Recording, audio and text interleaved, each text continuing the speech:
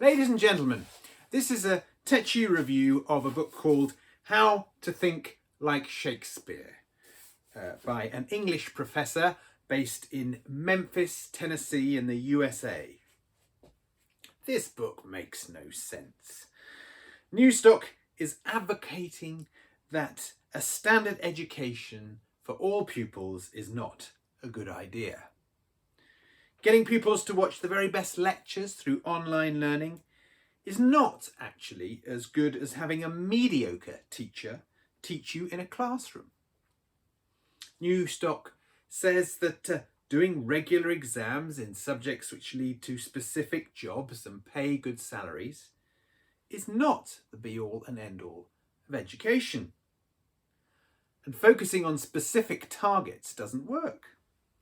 It doesn't even work in archery. He quotes an archery coach who says that if you aim directly for a bullseye, you'll make a rubbish archer.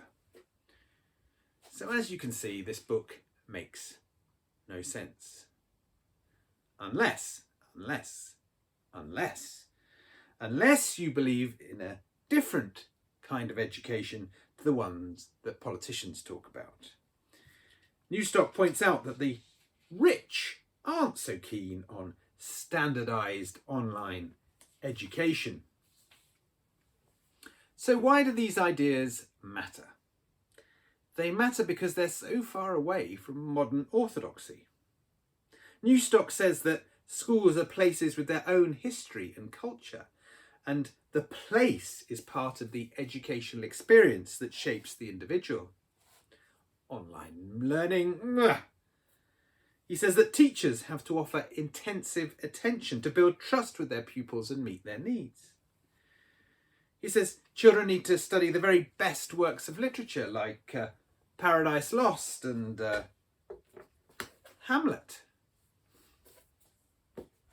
In other words, to be a political progressive, one needs to be an educational conservative.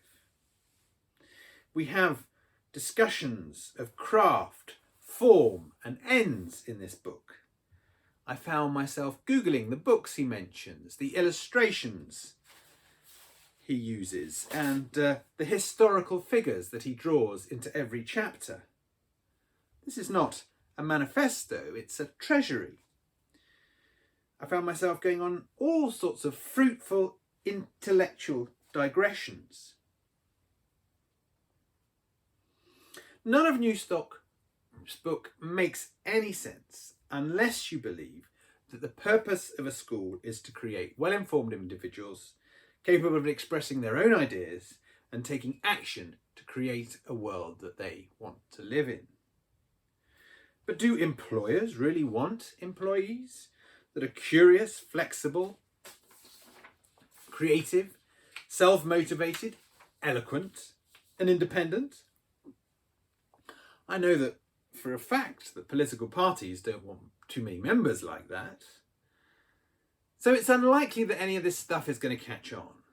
Still, Newstok has some great quotes like this one from Joseph Brodsky. There are worse crimes than burning books. One is not reading them. And it would indeed be a crime not to read.